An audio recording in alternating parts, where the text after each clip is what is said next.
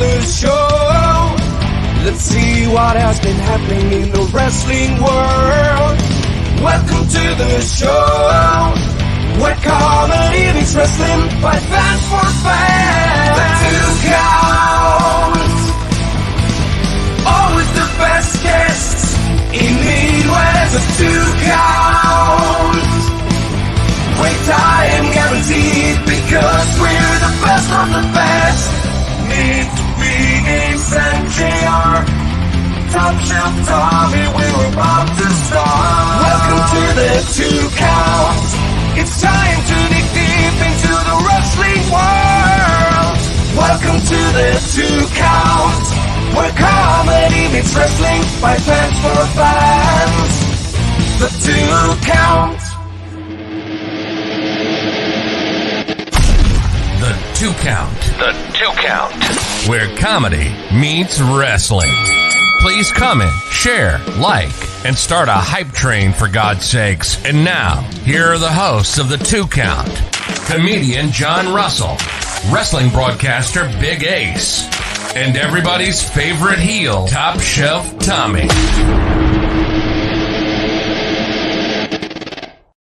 Happy Tuesday, everybody. Good to have you with us. JR here, Big Ace, and Top Shelf Tommy. The world's most hated guest host. I'm just saying that because we have a fantastic show for you tonight. A lot of stuff going on. We'll talk about the APW show that you guys were at this weekend. We'll talk a little bit about hi Tina. We'll talk a little bit about WrestleMania, which is coming up this weekend, and we've got a watch-along party on Saturday, and we've also got a fantastic guest that we've been waiting to have on with us for quite a while. We've been working with him and figuring out the schedules and shuffling things around so we could make room to give him the proper amount of time that we can. And I see Ace is putting up stuff on social media. Tom, would you like to introduce our guest? Sure. My pleasure. Obviously, people around the Midwest know this gentleman. He should be known nationally or globally. The longest reigning Impact Pro Wrestling champion of all time. Also a Grand Slam champion over there. We've seen him at Absolute. We've seen him at Madhouse. We've seen him all over the place. Ladies and gentlemen, the Big Picture. Yes, sir. Yes, sir. Let's get him up where he belongs. You haven't seen me at Madhouse, though. It is so. It is so. No. Damn it. Sorry about that. Soon, right? Soon. I will say it is so awesome to have you on with us because we have been trying to get everything to work out with you for quite a while, and I mean, my gosh, you're literally a fixture, and I think one of the coolest things about you is literally you had a promotion on your shoulders for the entire pandemic, and you carried IPW, and that's I mean, no small feat, particularly during the pandemic, because you guys were doing a lot of streaming wrestling shows too, weren't you? Yeah. Well, first of all, shucks, man, what a great intro. Over the pandemic, it was definitely hard because we were, going and doing everything we could do to try to push forward and be safe and try to keep up with the output we were having, but which was impossible. We had something like 20 to 30 shows canceled. It was definitely it just sucked. I don't have any really deep introspective into it, but it just sucked. But I was definitely happy to kind of have the belt at that time, happy to represent IPW, and happy to do anything I could to show up, put out whatever output we could, and give the fans something during that time to watch and follow and keep up with. Well, that's fantastic. Sorry, we're just seeing this raid going on, and it's a big deal. So welcome everybody from the raid. If you guys don't know the Big Picture, well, let's get to know him a little bit more. Yeah, absolutely. So you started wrestling when, BP? It's 2007 when I got started training. I started. I think I would have had my first match maybe that October, and then kind of got going on a more regular basis 2008, 2009. Okay.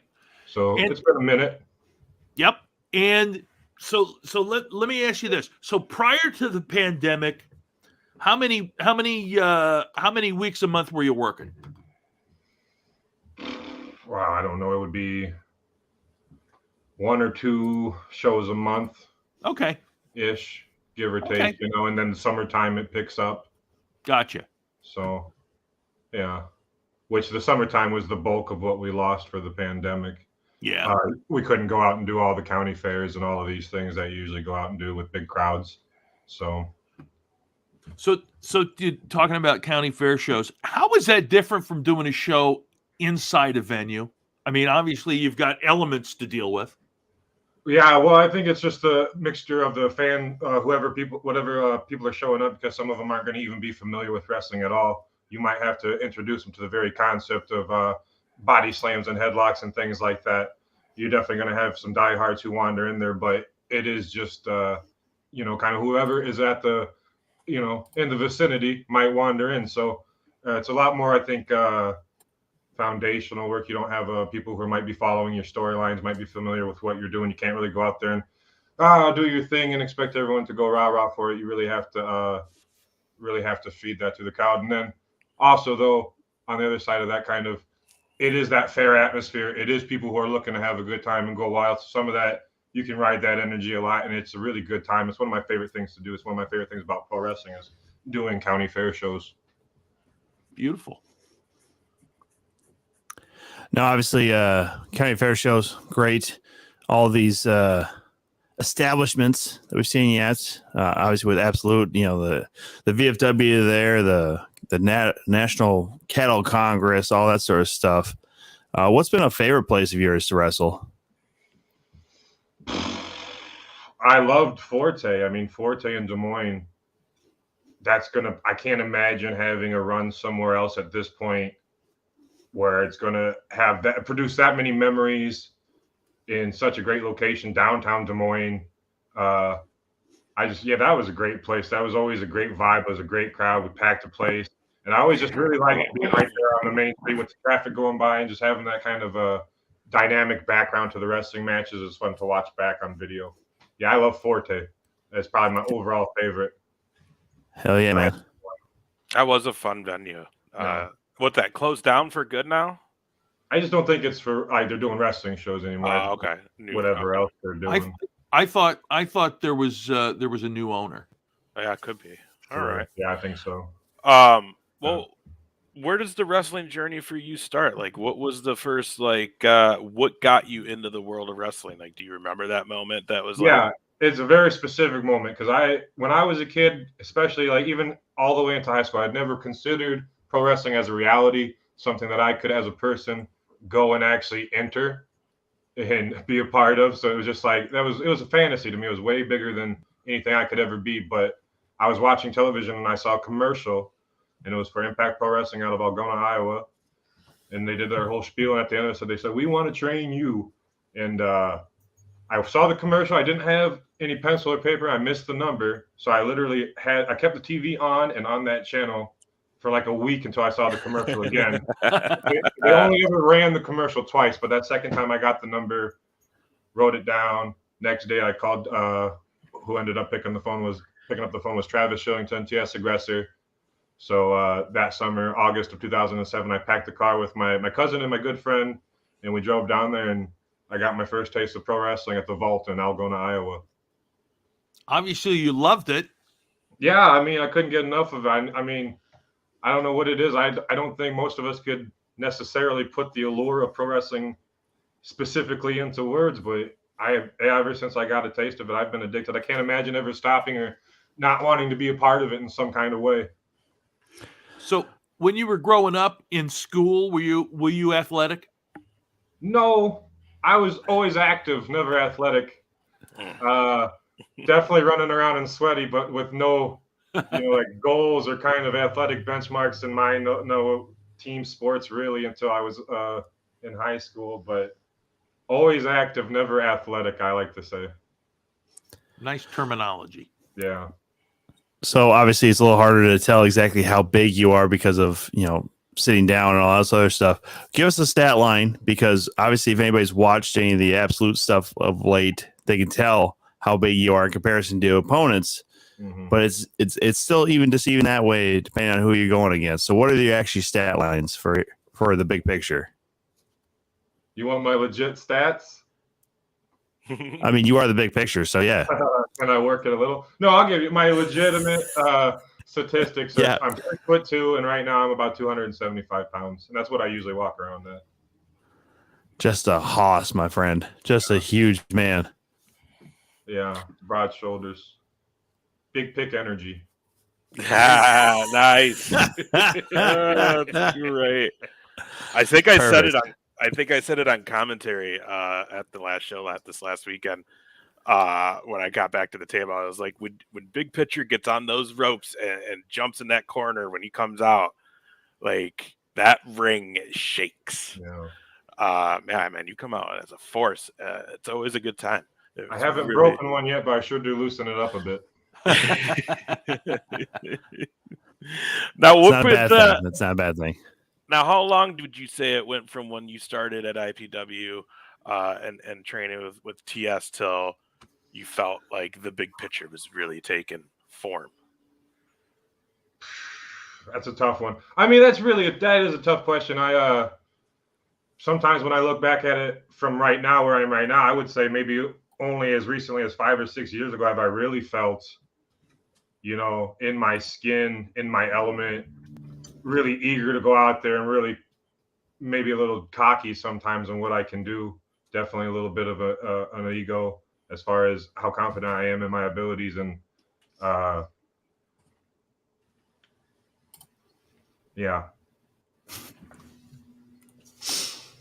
So we don't mind a little bit of ego around here. That's what dang sure. So that's what keeps me employed around here, is being the draw and make sure these guys understand what's going on. Clint, how's it going, buddy? Don't let him do this. Don't let him do this again. So you use Godzilla as your entrance music. Was there ever anything else that you considered, or was that always it? We just talked about this weekend too. No, I just think for what I had in mind, once I kind of started getting an idea of who I could be in the wrestling ring, once I started training and I started feeling my oats a little bit, and I was like, okay, this is kind of who I am. I kind of got that feeling. I knew exactly what I wanted to portray in the ring. And at that time, I was definitely into the classic rock, the classic metal. That was something I was putting on the MP3 player a lot. Not necessarily a brand name MP3 player, but an MP3 player was Godzilla. And yeah, I just think that's perfect. I never want to change it. I never will change it. If you hear me coming out to something else, somebody switched it on me and they're ribbing me, because I'll never come out to anything different. I think it's perfect entrance music for me. How important do you think the song is to the total package of everything you're trying to do? I think certainly when people are coming to a string of shows and then that beat and that opening riff hits, and you just know it's me, you know what's going to happen, you know it's going to be somebody who's going to have to kind of fight up to my size and is going to be in for what a lot of people are looking for in a pro wrestling match, is a real physical time.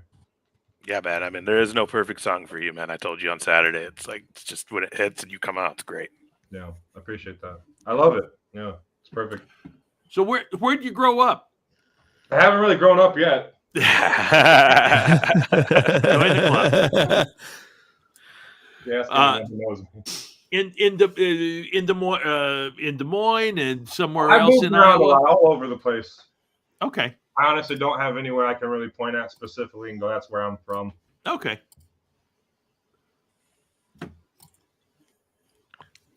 Stellar stuff here. I'm not trying to be mysterious. I've moved around a lot. Clint's stirring the pot over there. Well, Clint's not trying to start trouble. I know. That's great. Now let me ask you this, because this is something too I've talked to you about. I've always enjoyed your promo video work. You do some fun videos. That. Thank you. Yeah. So what I'm gonna do is this, right? We're gonna do this. Let me find it. All right, let me get some of this stuff out here. All right. Now I don't know if I can listen to myself talk. I might have to Vamos if you play one of my promos. Well, we're gonna click on one. You could plug your ears for a few minutes if you need be. Let's do what was the one that I was just watching? They're all good. They really are, actually. Now, late in the evening, with my belly full of turkey and gravy and pie, my mind turns towards that for which I am truly thankful. Because like the feast I have gorged myself upon tonight, in 2019, I have truly gorged myself on being IPW heavyweight champion. Thankful to have fed myself with opponent after opponent after opponent. Thankful for that day, March 16th, when I became the fastest ever IPW heavyweight champion. And here on my 257th day, I'm thankful to share my table with those who were with me from the very beginning. Tell them, dude. Brother, I'm thankful for all the brothers who ever brothered, dude. And let me tell you something. Back in the day, when I first slammed Andre the Giant Teddy Bear, right after he was freshly won at the carnival, dude, I knew it was all leading up to this, brother. Well, it's always good to hear from you, brother. What do you think, Slimy? Well, I'm happy to be here, and I just want to say congratulations to all your success in 2019, and especially congratulations on demolishing James Jeffries. Yay! Hey, man, coming from you, that really means a lot. What do you think at the end down there? Yeah.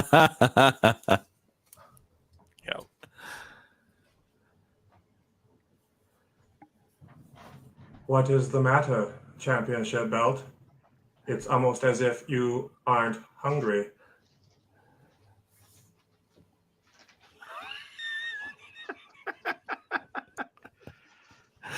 Oh, this is unbelievable. You're absolutely right, title belt. James Jeffries should be ashamed. He should hang his head, and he does need to learn from this lesson. Because tonight I'm thankful that James Jeffries is sitting down to Thanksgiving dinner at a table that's half empty. Because Sparrow has finally realized his own destructive potential. And he's finally realized that James Jeffries is not the path to the heavyweight championship. So, James, you need to be thankful for the time that you have left. Because 2020 is going to be a rough one for you. And all of you out there, say thanks. Because I am the big picture, and I am worth 1,000 words. And you better remember it, dude. I'm shooting these stars. That's beautiful. That's absolutely beautiful. So good. We lost him, though. Did he leave? Oh, there he goes. There he goes. He knows how long his promo is, for God's sake. Okay.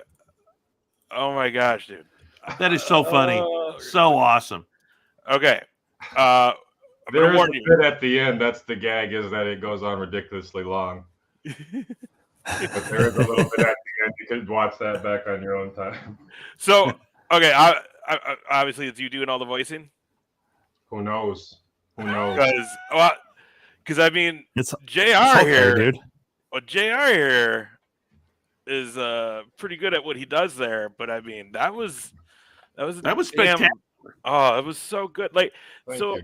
what is? I mean, you just have some ideas and you just save them for when you know you're going to use this, or like, are these starting out fresh? Like, you sit down. Sometimes it is a mix. Sometimes I kind of set out to write something down, and then it just goes through a ton of forms, and then it's a bunch of the best of a bunch of different ideas. And sometimes I'll make stuff and I won't even put it out. You know, I'll do a whole thing. I was like, it just doesn't work out, or I don't really like it, so I just trash it. But what was the question? Okay. How do my ideas come from? That's like, I don't know. It's it's like, where do you get your ideas from? That's such a great question. Yeah, sometimes I set out to write them down, and sometimes it's something where I just kind of have a spark of a general, hey, I think this would be funny, or hey, this is something, because they're not all funny. Most of them I do like to get funny with my promos, but sometimes I do have something specific I want to say, or a point I want to make, and I do like to make it, voraciously and with some attitude. So they're not all funny, but Yeah. So sometimes off the top of my head, just out of nowhere, and sometimes it's very focused and it's from a lot of work. Thanks, Jesse. That's one. Yeah, thank you, everybody. That's one of my favorites right there. I gotta say, let's. I don't want to have to make you get up and down, but I want to do one more. Would you have a recommendation on here? There's one where I drank a lot of beer, and that one was a lot of people tell me they like that one, and that one was fun to do. And that one was not so thought out and written. I just kind of sat them down and said to myself, I'm gonna set these 4 beers down. I said to myself, and then I'm gonna start talking about my feelings on James Jeffries, and then just see how the feelings evolve deeper into the beer I get. And that was, that's the basic. I think you're on there, right there in the bottom there. Okay. That's a good one. Or people seem to like it. I like it. All right, here we go. Before you start that, I just want to say good evening, David Chandler. Welcome Hello, sir. To your back. channel. This is hold on. I got to make sure that this is said properly because little Lemmy said that I got to say this. Thank you, Daddy, to David Chandler. 100 gifted subs again. Absolutely unbelievable. Thank you, Magic Cosmo and Jesse, for throwing in some bits there just to get us into the hype train. Yeah, David Chandler owns this channel. He can do no wrong. If anybody ever talks shit about David Chandler, you have to go through me. He has literally bankrolled us for 2 weeks now. So bravo, sir. We appreciate you immensely. Thank you, David. We appreciate it. Thank you. All right, let's do this video. And then actually we have something special for David. We'll show you in a little bit, but let's get this one out of the way here. I want to see this. Hello and welcome once again to the Big Picture's living room. I am the Big Picture and you're in my living room. And I'm here to tell you, you've got an exciting opportunity 2 short days from now, June 22nd, at the world famous cake stand in Des Moines, Iowa. IPW is presenting Donor Mania 2. We're going to have our special guest, WWE Hall of Famer, The Godfather. Some of you older fans might recognize him as Papa Shango, enjoying the festivities that afternoon. And you're going to be able to come on down, have fun, meet The Godfather, meet the wrestlers of Impact Pro Wrestling, and you're going to be able to have a chance to make a free will donation that will go to benefit the Iowa Donor Network. So with all these great things going on, what could possibly be upsetting the Big Picture today? Well, how about the fact that I've got to wrestle James Jeffries? And since we're going to be at the cake stand, I've decided to incorporate that into my training. I'm going to have a few beers here today. I'm going to tell you what I really think about James Jeffries.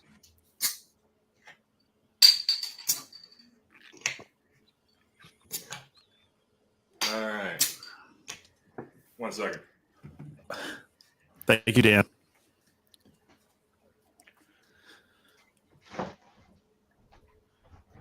They're looking like Coors. He's not breathing either. He's just sucking her down. That's awesome. All right. First of all, he's a diminutive little twerp. He's not of the stature to be wrestling someone of my caliber. There's a reason that there's weight classes in these things. In combat sports, you don't have a heavyweight fighting a featherweight because bad things happen. True. Don't call me a psychic yet, but I'm predicting bad things on Saturday afternoon.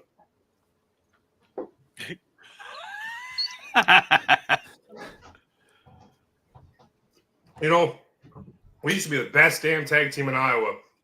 Picture perfect. Nobody could touch us. We had the boas. We had the sunglasses. We had the hot manager. We had the tag team division by the short hairs, James. What happened, man? This is really stone cold-esque right now, I think. This is great. But then you had to go and you had to start listening to the fans. And all of a sudden, I'm all by myself. Fucking fans. Which is fine. I never needed you. It opened up a whole new world of opportunities for me. James Jeffries, I didn't know you were a turncoat, but I found out soon enough.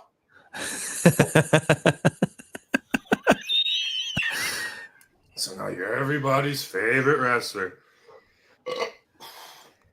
And you know what? That's just fine. Because I don't need to be anybody's favorite anything. I've got the heavyweight championship, and I'm standing on the top of the mountain in IPW. Everyone's looking up at me.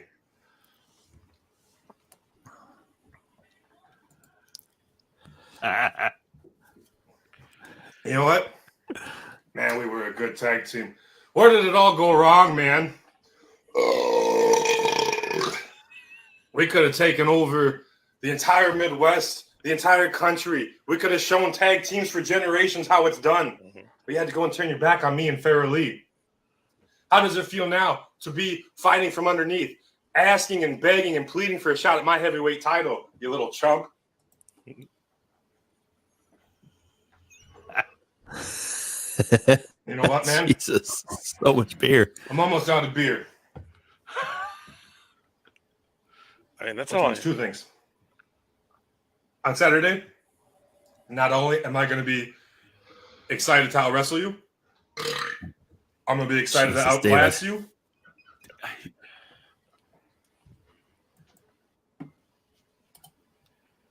But you know what, man? God, that doesn't sound like a terrible idea. I'm going to out-drink you, too.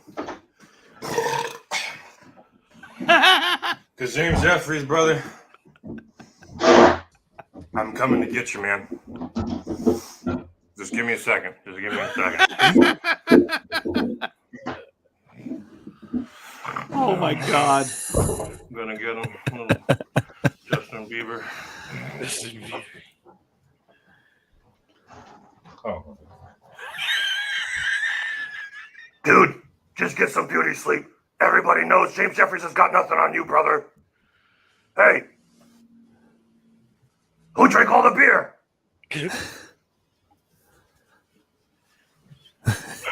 Oh, it's so great. Oh my God. Beautiful. So let me ask you this. So where it goes out of focus and it gets a little blurry there, did you do that on purpose or did it just happen? No. Absolutely not. No, I don't remember what I would have been filming it with, but it would have been with whatever I had around. This is a no budget operation. There's hi-fi, there's lo-fi, and then there's no-fi, and that's what I've got going on. It just was that little out of focus was just perfect in my mind where it happened. I probably would have been unaware of it and lucky that it worked out like it did. Well, it was very, very good. Thank you. We're gonna take and if anyone was watching closely and noticed the bit of beer that was left, it did all get finished for the sake of time and the continuity and the flow of the promo. But I did finish it all, and I took a nap. Nice. Real quick, we'll take a break here. We're gonna pause, BP, because we did do this. I love a good break. Yeah, we did this because of the last episode and all the great people that were watching. So, Tommy, Dave Chandler again, man, 30 subs. Holy, okay. Thank you so much. Well, I don't even know what to say anymore. Well, here we go. This is because of what was going on last week. All right, just so everybody's aware, we had a hell of a hype train on Tuesday, so I'm taking chops from both ZK47 and Justin Decent. Yeah, well, that's this is partially for the tattoo. Yeah. Break the skin. Do it up. Break the skin. Break the skin. Break the skin. You're all sick. Oh! Woo! Woo!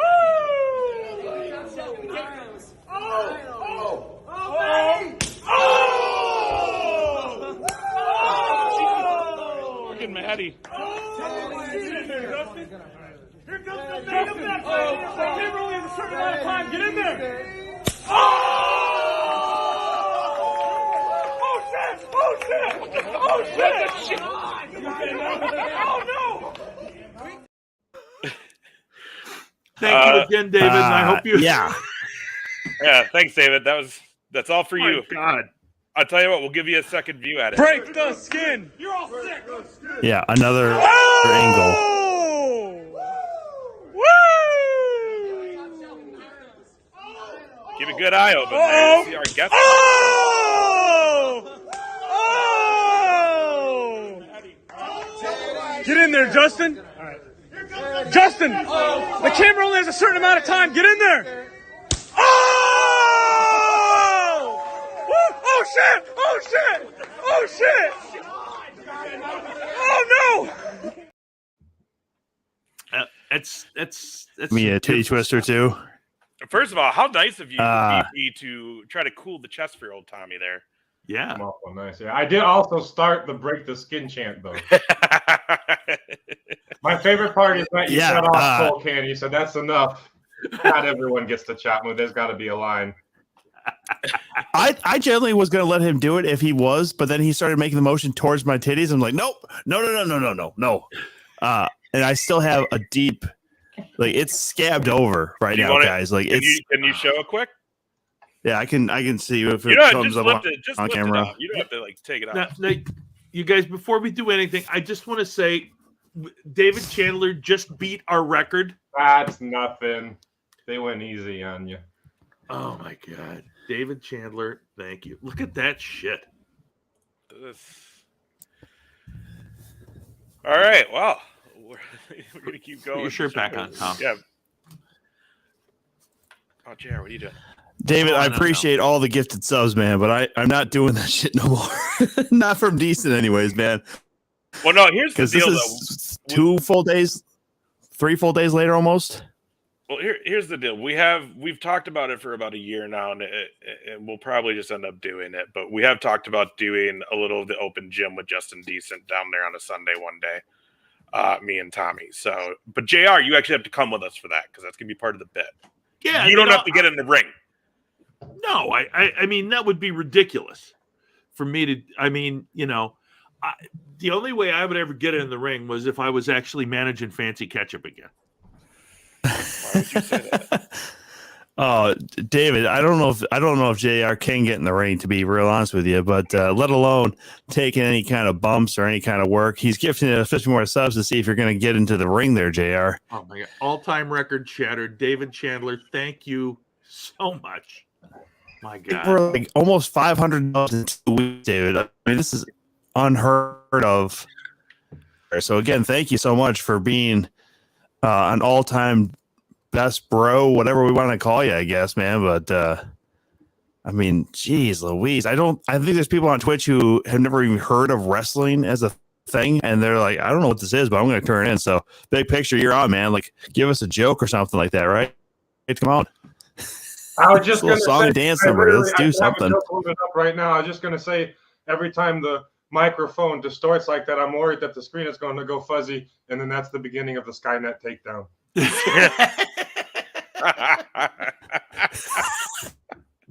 So you gotta be prepared. That just got us demonetized. Crazy enough. Yeah. There you go.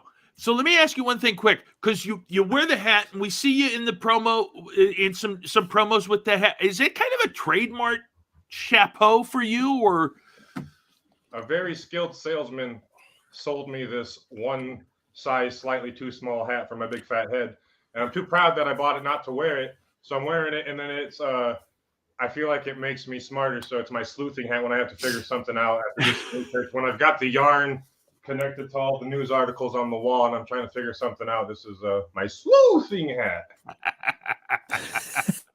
That's beautiful. David Chandler, again, 50 more subs. Just, again, amazing. Thank you so much. Again, we can't say thank you enough, but so obviously, big picture, we appreciate you being on the show.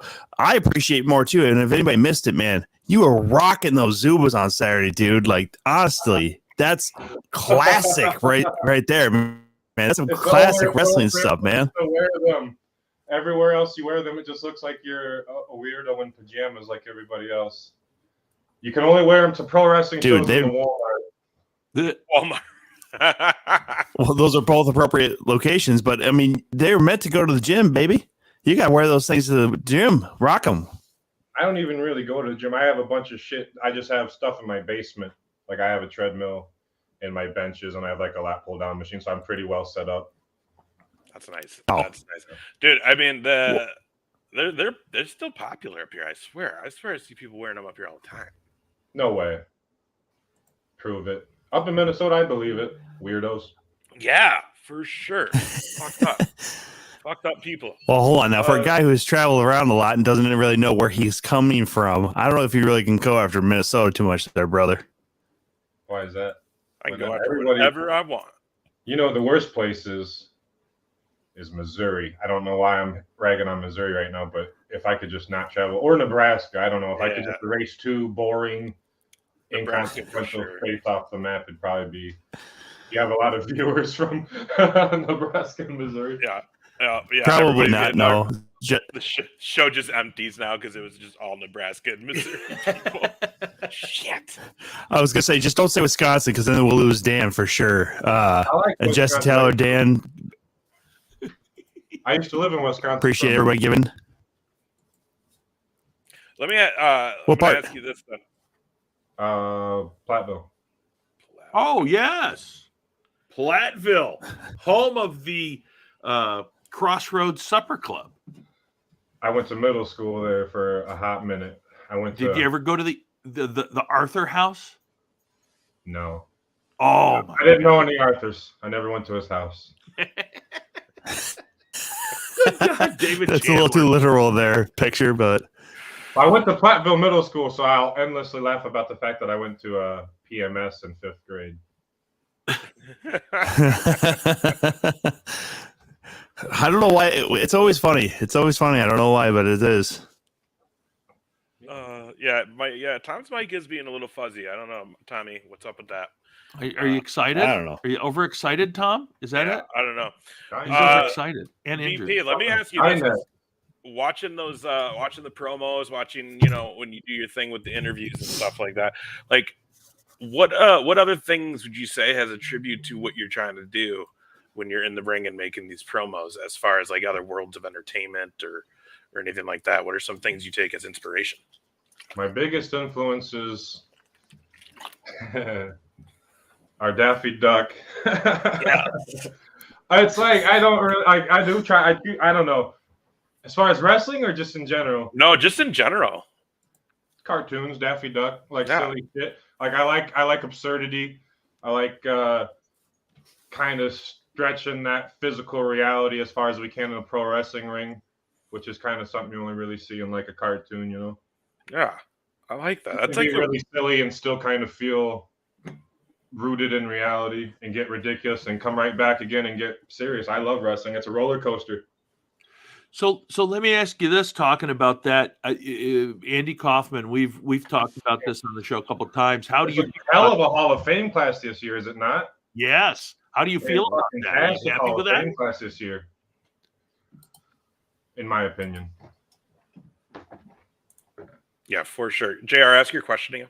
No, the question was, how do you feel about Andy Kaufman going into that Hall of Fame? That's fucking awesome. I'm definitely a huge Andy Kaufman fan. The feud with him and Jerry Lawler, that's definitely legendary, and just his work in general. I'm a huge comedy fan. If there's anything I like close to wrestling, it's probably comedy. He's influential. I mean, honestly, you almost can't even call him a comedian. He's almost something else entirely.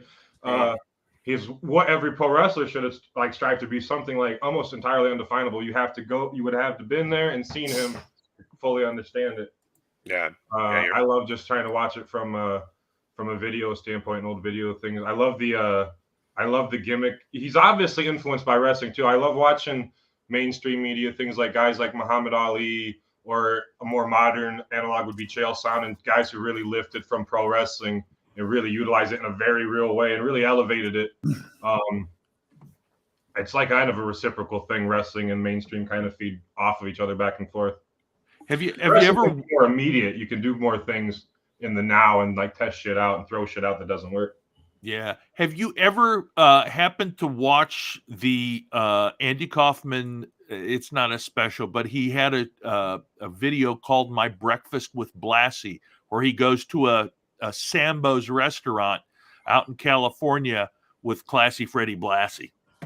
I don't remember it specifically, but I'm sure at a time when I would have been into his stuff, if it's anywhere on the internet, I would have seen it. Okay.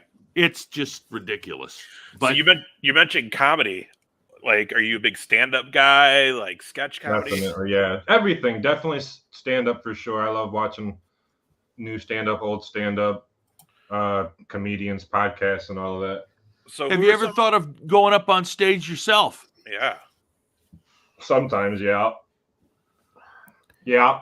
Yeah. Just make sure you wear the hat. I think about a lot of things. I thought about, zooming around in a spaceship too.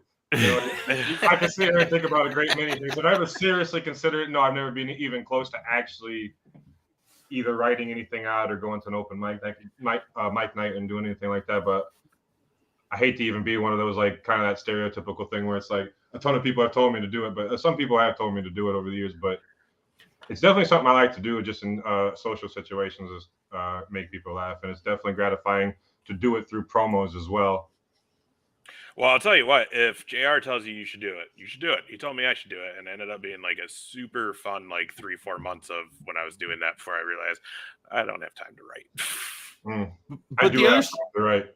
I was going to say, the other side of that coin is I've been telling Tom to stop doing it for a long time, and he refuses.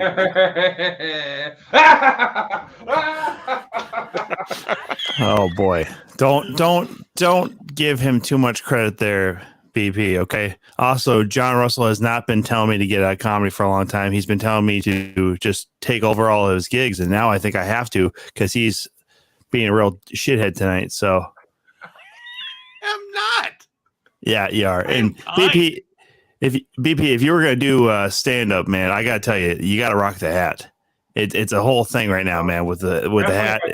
If I take any more time to do it, like if it's any years from now, I'll probably want to cover up any bald spots, so I'd probably be rocking the hat. Hey man, bald spots are beautiful. You already got your opening line with the hat when you just.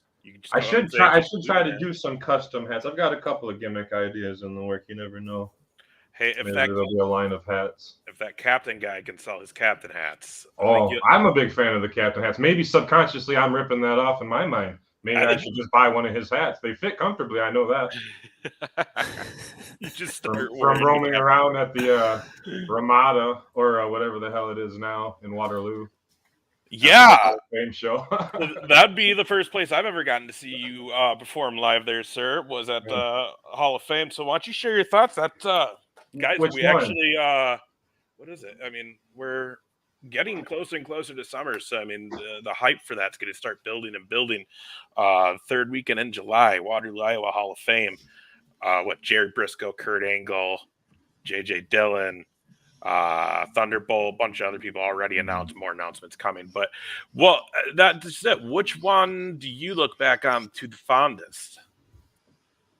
There's always the first one, which I don't even remember what year it was, but I wrestled a guy. I don't know if any of you would know him by I have to think of his gimmick name. Montoya X. I want to say it was 2009, maybe. Okay. Maybe later than that. So the first one stands out because that was a real, hey, I got to kind of wrestle up to this moment and really step up to this moment. Or, I was really wanting to do that. And with a guy who he imparted a lot of his style on me. So it's definitely somebody I was really happy to go out there and kind of show what we could do in front of one of the bigger crowds we would ever be in front of. So, and then probably as far as just like the whole just main event package, doing the whole big thing, the weekend being awesome. I wrestled Wes Briscoe the one year, and I got the opportunity. Danny Hodge was at ringside. I said, hey, I'm gonna go talk some shit to Danny Hodge. Danny Hodge ended up laying me out on the floor. Cool part about that not a lot of people see. He's at the bar later that night. He's icing his hand, because he really wasn't pulling anything for the youngsters. So that was a really cool. I get to tell people things like, hey, I got to work with, I got to interact with Danny Hodge in a wrestling match. I got to wrestle Wes Briscoe in front of Jerry at the Hall of Fame. That's freaking cool. I think a lot of things in the context of if I could go back and tell my 16-year-old self about some of this shit, I would lose my freaking mind. Me and Jeremy Wyatt this last one, I was really happy about. That was a really good experience, good weekend all around, and the match was a big part of that. So this last year and just these last few years in general, just being way more comfortable in my own skin as a performer, I feel like I'm looking forward to obviously what we call our WrestleMania, because that's really encompasses what it is to us. It's a thing that a lot of our guys are looking forward to with a really determined tunnel vision focus as soon as it's over until next year. It's really, we know this big awesome thing is coming up. It's always in the back of everybody's minds, and I think a lot of guys really go all out to make the entire weekend special, not just the night of wrestling, because there's a lot of great things to do in conjunction with the Hall of Fame and with the museum that weekend. Mm-hmm. Yeah, it's a great time. We brought Tommy last year, popped his Hall of Fame cherry. Unfortunately,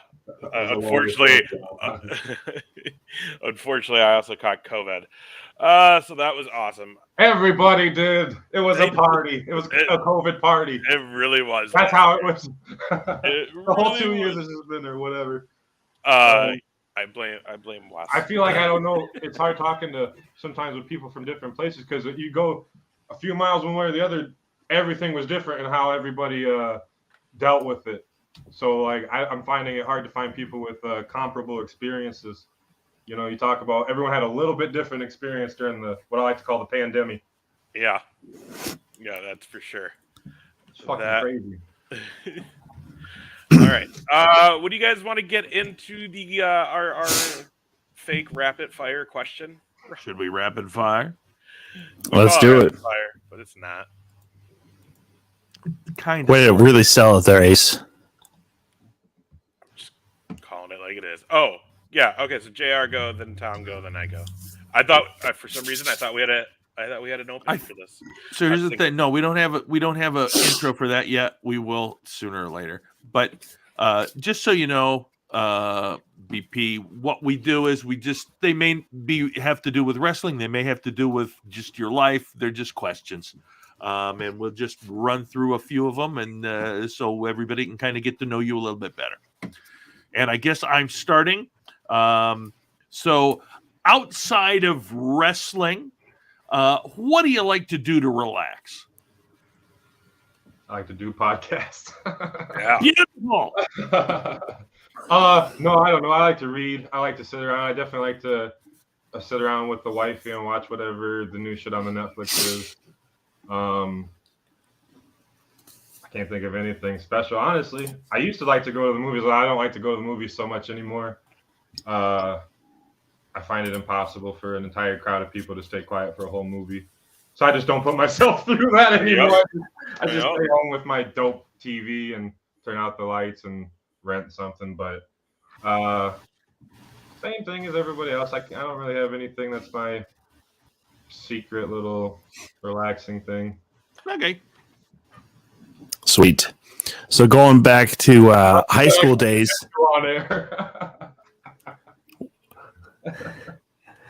So going back to high school days, what was your favorite band or what kind of music were you listening to back then? Which, give me a year maybe. When you were in high school? Around a lot. I high school was 4 separate years though. I feel like I even bounced around a lot in high school. Like I said, I was listening to the classic metal at one point, kind of going into my senior year and coming out of high school. But before that, I would have maybe been into the new metal, Linkin Park and System of a Down. Earlier than that, I like to just listen to random, not even real music. I like to listen to parody shit. I like Weird Al. I like just random, silly, goofy stuff. I don't know if I honestly have a favorite band. I like Rush a lot. Nice. I like it. All right. Dog or cat? Cat. Yep. All right. You're good. Yeah. What's your favorite post-match meal? Fucking half gallon of chocolate milk. Oh my! Probably that. No, it's usually pizza though, because that's what's almost always at the gas station. But KC's. Hell yeah. So you mentioned Forte was your favorite place to wrestle. What's been your least favorite place to wrestle? I don't know. I probably wouldn't be so rude as to say that out loud. I don't know if I want to try to even think of the worst one. I like to think if there's a worse one, I've forgotten it. There's definitely lots of adverse situations. I kind of personally take pride in making the best of it. If it's a dusty, damp, dirty, stinky place, well, everyone better have a smile on and be joking around. We gotta do what we gotta do to get the fucking product to the people. I don't really it can't get so bad that I wouldn't do it. I can't imagine that. I haven't had conditions yet that I'm like, I'll go home instead. But just in general, I guess some of those county fair shows, they can be hot. That's kind of miserable, when you can't escape 98 degrees because you're at a county fair and you're out in just, a field. Yeah. You've got spandex on, but I kind of love that. Like I like to prepare for that. I'll make sure I get, out in the heat and do a lot of exercising before those summer fair, like county fair shows ever come around. So like, I don't get shocked by, when you get deep in the weeds there in 98-degree weather. You got to prepare for that. Oof. Yeah, for Smart. sure. Smart. Favorite WrestleMania moment? Jeez. It is WrestleMania week, everybody. It's impossible. Yeah, I know. It snuck up on me. I can't believe it. Right? I don't even know what half of the card is. I hate to admit. Maybe if I sat and think about it. Gosh, one that stands out. I don't know if it's my favorite, but I remember being hyped for it. I don't know if the payoff really made it stand out in my mind, but all the build up to WrestleMania 20 with Kane and The Undertaker. I'm a big Kane fan, so like I was really stoked on that stuff at the time because you kind of knew Undertaker was going to come back and do the dead man thing, which I was always hoping at the time. Anytime after Kane was unmasked, I'm a huge Kane fan. He's like my favorite wrestler, so I was always hoping for the mask to come back. So I was hoping old school Taker would lead to a remask of Kane. So I was really hyped for that. I did like the WrestleMania 20 match, but it's not something that itself maybe is that moment. I definitely remember being, at a WrestleMania party and watching Lesnar beat the Streak. That was insanity. Oof. I don't know if that's a favorite moment either, but that's like no one could ever say honestly that they saw that coming. I was there, and I still will say that that's like one of the most surreal moments I've ever been in a live event. I can't imagine. Was when you look around and you just see like one guy's like swearing up a storm, cursing out the ring, someone else just shocked, the person behind you's literally in tears. It was the weirdest thing ever. It's pretty dope. It's a dope moment. Not one I'd ever think I saw, but I definitely like that moment. I don't know if it's my favorite. That's such a tough question, especially now that it's 2 nights. Oh God, yeah. And there have been a lot of the great matches recently. I really like the Bray Wyatt John Cena, like the more like the pre-packaged like vignette based one they did. I forget what year that was, if it was last year, the year before, or whatever. That was a lot of fun. It's hard to pick a favorite, but anything with Kane and the Undertaker, WrestleMania 20. I'll just say that's the one that sticks out. Nice. So I see you're wearing a Wolfpack T-shirt there. What is your favorite part of the NWO? Because that was so influential in all of wrestling as well. Honestly, probably when I was a kid and actually watching it from Monday to Monday, it was the dopest when Conan would come out and do his whole spiel and do his whole rap and do the whole thing. I was like all about it. I remember repeating the words and not even knowing what they meant or even making them sound right or anything, but we were just sitting there repeating everything. Kind of same thing with Road Dogg and WWF, just like, or the best example is The Godfather, just saying all the shit he was saying and having no idea what it meant as a 13-year-old or whatever I would have been. Mom, I want to go to the hoe train. Yeah, just doing this shit in the kitchen for no reason. I took a hoe train however many summers ago. Oh, that's awesome. Yeah, it was pretty dope. He was a cool guy. Very cool. So you mentioned as far as like the prepackaged stuff between Cena and Bray Wyatt, we've seen some of the more theatrical matches and stuff. Is that something you would want to do? And then if you do, who would you want to be against? I can't imagine doing that on the indie scene. Because the thing about doing it on that, like, I can't imagine doing that low budget. The thing is all the cool things you could do, throwing the ton of money and the time at it. So doing it, it's kind of antithetical to the whole idea to do it low budget and maybe not so much time invested. I would think at best you could maybe do something to incorporate it into a live match, but I can't imagine removing the live match aspect on this level. Right. I don't have any concept for anything that sparks to my mind that would make that work. Yeah, those pandemic streams. Now I'm thinking about it, so you never know. All right, you said you're one of the best promos out there, so maybe it could work. Hey, I appreciate that. Tell your friends. You mentioned comedy. I want to know what your favorite comedy movie is, or at least a couple of your favorites. It's hard, I know. That is impossible. With like stand-ups in it or just anything? No, just comedy movie. I like the movie Pineapple Express a lot. That's a really great movie. That's right up my alley and something I like to enjoy.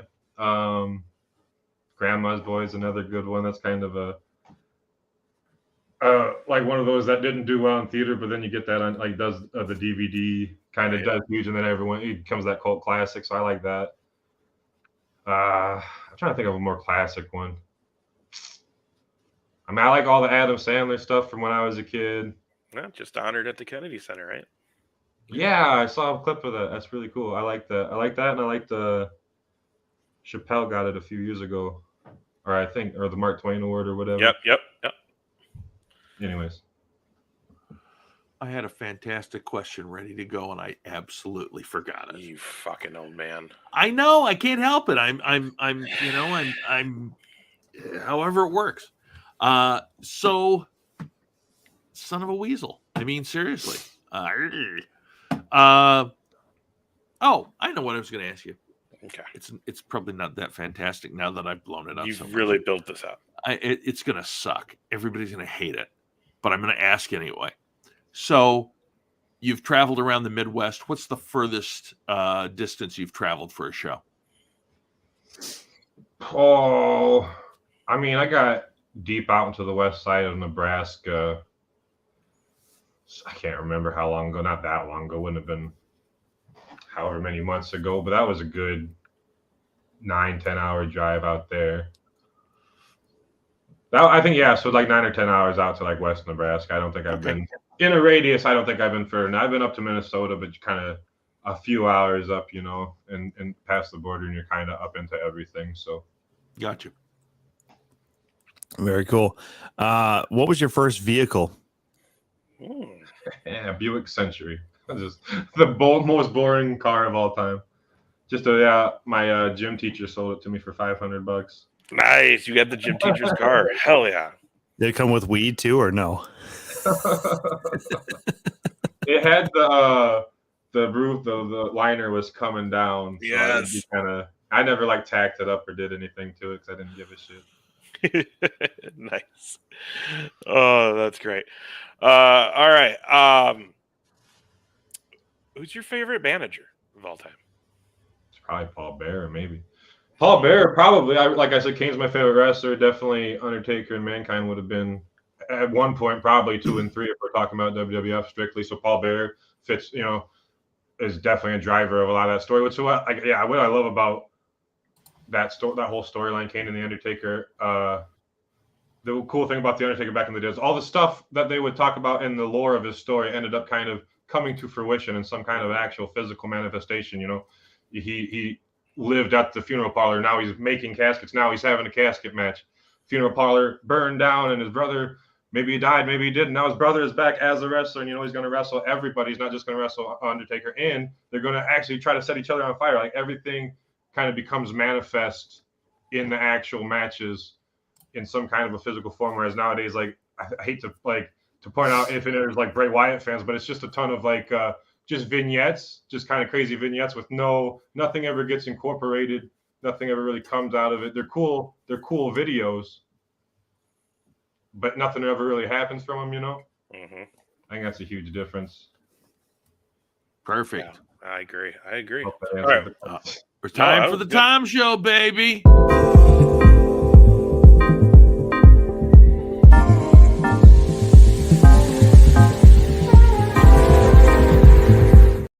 That's a very expensive intro, right there, by the way. It is.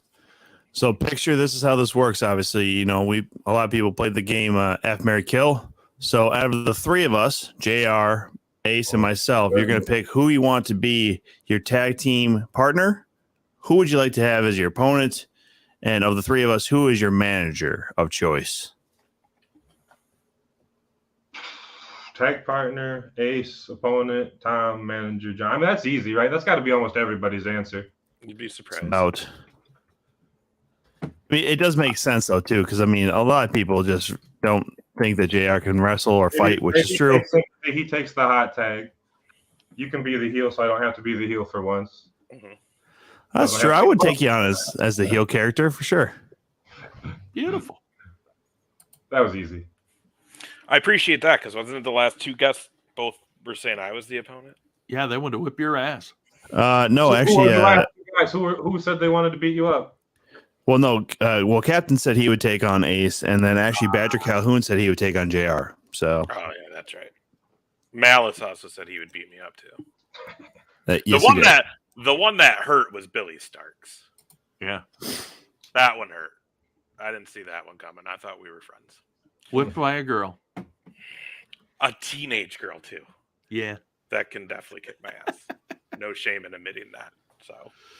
All right, well, we're going to get into some WrestleMania stuff. Big picture, this is either where if you want to hang out a little longer and talk Mania, you're welcome to. If you need to get on out of here, go for it. We don't ever ask more than an hour from our guests unless they want to hang out. So that's on you. I'm down. I probably won't have much to add, though. I don't really know any of the build-up. I haven't been watching. You're probably not alone. Yeah, you're not alone on that one. I hate to admit it. I do watch. I just watch old shit all the time. Yeah, I do too. And like right now, though, I'm watching a lot of highlights. Or indie stuff like YouTube, like all the old ROH stuff is on YouTube. There's a ton of good stuff on YouTube for free. Yeah, mm-hmm. That's very true. All right, so this will be probably take up the rest of the show, boys, because 2 nights worth. All right, we're gonna start it off with the Family Feud. Dominic Mysterio finally goading his dad into accepting the challenge, and we will see father-son Dominic versus Ray. I thought it was funny that like the turn of this whole thing to really like push him over the edge is that he told his mom to shut up, and like that's what did it to Ray. He's like, "Oh, that's my wife, man!" Like it's like that's what did it. I mean, it'll be cool, but like I always figured Ray's going to retire as a tag champ with him, and he didn't. So obviously, Ray's not retiring. They've said that, I think. Like it's been talked about, but like Dominic kind of has to win, right? There you go. I mean, here's the thing, because I agree with you, because I just don't see this being the end of it. This is the start of it, you know. And I figured this is going to go a whole nother year. Well, hang on. Shanky's making a run-in for Eddie, so that may put some weight on this now. Dude, Shank doing this number. He should have been doing that on Saturday, man. That's what it should have been. He needs to do the shake into the anvil. That's what he needs to do. He could do both. Yes. But yeah, man. And like you said, I don't think it's over, but like, who's more fascinating in this right now? Between these two, it's Prison Dom. Well, who's got 20 years of storytelling built into the freaking storyline? How cool is that, you know? That's true too. Yeah, like we've not really seen something like this where like this shit goes back to like Eddie and the whole, and even like I was watching some of the stuff when Punk was feuding with Mysterio and he came out and was singing to the daughter like the whole creepy happy birthday. Like it's funny to see that whole family come to like kind of full circle. I was kind of thinking that the daughter would get in the ring eventually too. That doesn't appear to happen now. She only did it to like make out with Buddy Murphy. Yeah, can we talk about how weird this is, by the way, that Dom is sort of, I guess, kayfabe dating Rhea, and then the daughter was kayfabe dating Buddy, and then those two, Rhea and Buddy, are in a relationship off screen. Like, it's crazy how this stuff is all working out. Like, how are the siblings dealing with that betrayal? Ah, man, that's the real questions. Shut up, JR. Fucking A-Town. Stupid face over there laughing like a. Never mind. Yeah. Anyways, I don't know. Like, I really thought this would be like the retirement. I really did. Like, how else is he going to go out? Like, they're just going to keep going. Like, is SummerSlam on, or has Ray got like a few more years in him? You think? I just to me, it just can't end like this. It just can't. But I don't know how they're going to make it so that Dom is back with him, but they almost have to have him back with him in order for him to go away. You know? So I don't know. I mean, does the Judgment Day turn on Dom? Or start attacking Ray and then Dom defends him? I mean, I don't think that's going to happen. It's certainly not programmed for that to happen. So I mean, I don't know. I don't know where this goes after the end of the match, no matter who wins. Well, I mean, let's be real honest. This is one for sure. One of the matches, that's the feud not ending at WrestleMania, because there has to be some better finish, and I think it has to be. It's a dusty finish, if you will, this time, where Judgment Day comes in and they pick apart Ray or something like that. Referee goes down or whatever, and then Ray has to go away for a while. Now, also, Ray is going to the Hall of Fame, so I think we might be seeing close to the end, and he just wants something bigger than maybe Dom. Maybe he wants a final match against Edge or something like that. But I don't know. It just we know it's going to come out of this where it's probably going to be something kind of sort of lame to the finish, and then we're going to actually see a real payoff later where Dom's probably maybe going to be part of the retirement match. But I don't know. I just don't see Ray winning this one or really moving much further apart from any of this stuff, really. Do we see like Ray's wife or daughter get involved with Rhea if she shows up? I hope not. Because I would assume these matches will be on different nights. Like, they're not going to have Rhea have her match the same night as this. Because she's probably going to... Yeah, probably not. I mean... She's been such a... Yeah, because Rhea is one of the biggest draws they have right now. Yeah, this is true. Which, by the way, everybody... Oh, look at that. Saturday night.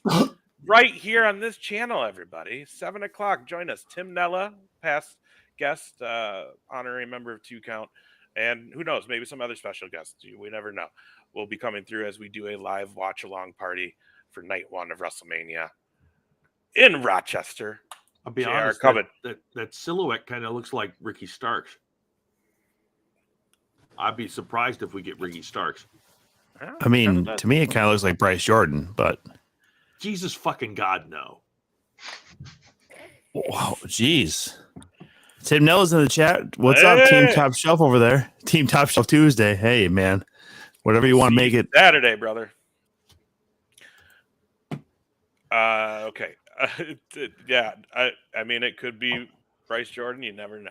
No, if it's Bryce Jordan, I'm going to leave. Well, I mean...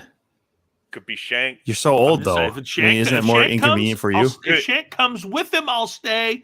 Could But if it's Bray just Wyatt, Bryce, he's off the I'm card. out. Could be Bray Wyatt. He's off the card. Oh, yeah. We got big pull. Yeah, Picture, what are you doing on Saturday? You coming up? I'm going to a WrestleMania party. Nice. Yeah. Next match, guys. Braun Strowman, Ricochet taking on the Street Profits, taking on Alpha Academy, taking on the Viking Raiders. Is this real? This is one of those matches that I like to call let's go get some beer. Yeah, I didn't realize. I haven't seen the Viking Raiders in a while. They brought the wife back, though, right? Sarah Logan? Yep. I mean, look, here's the thing. It's like, I mean, I understand they have a 2-day show. I understand they want to get everybody paid, and I think that's great. But this, I mean, and I'll be honest, AEW is starting to have some of these matches where it's like, why the fuck are you doing this? You know? I mean, there's... Hey, you got a weird, odd pairing of Strowman and Ricochet. Again, I get it. It's big guy, little guy, but still odd. Street Profits, I feel like we're kind of getting to the point where these two are going to do their solo things, maybe still be a tag team, but also do their solo things. Alpha Academy, I mean, isn't Otis a model now? Yeah. So whatever that is this a pre-show match? Like, seriously, this is on the actual card. This is what I'm reading. Like, I didn't think that was a real match, to be honest. But I guess it is. I don't have any vested interest on who wins that match. I don't care.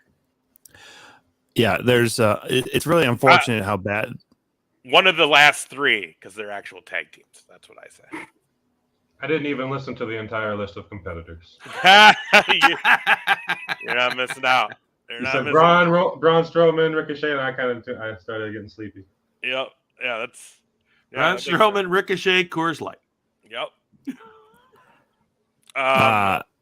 You guys... I mean, do you guys have anything on this match? Because I don't know. Mm-hmm. Well, I mean, I was going to say the same kind of stuff. I don't really give a shit.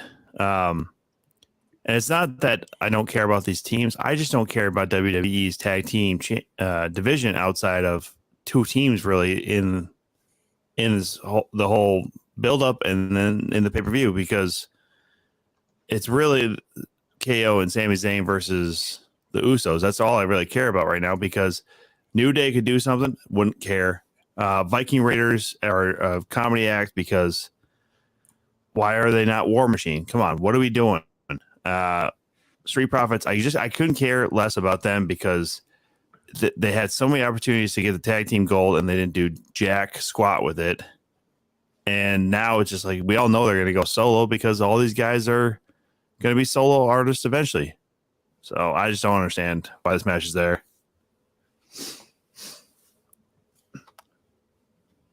That's true. Yes. Thank you.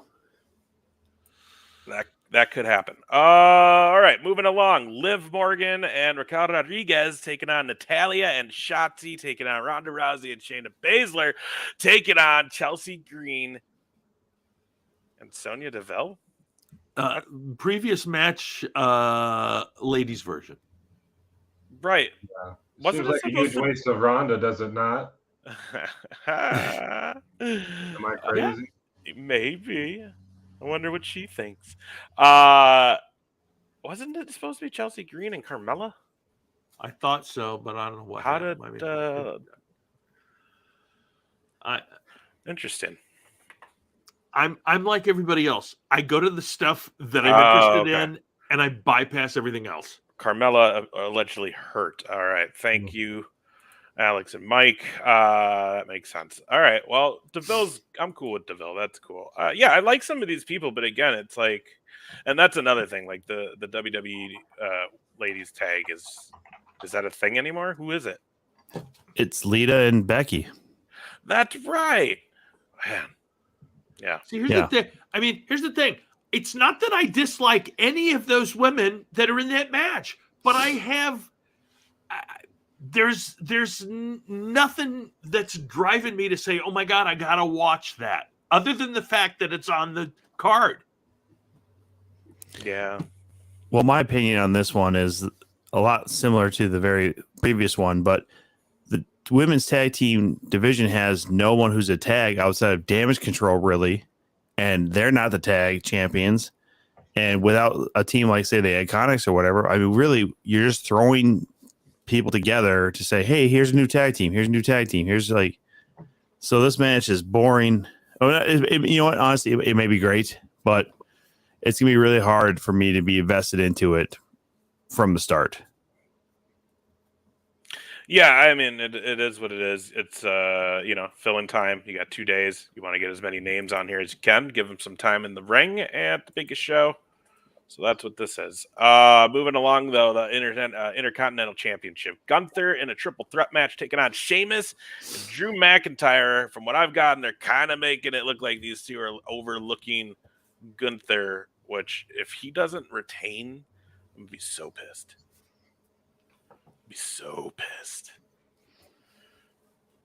Yeah. PP, you got any thoughts on that one? I'm just excited to see what that one. That's got to be one of the more physical matches on the card. Mm-hmm.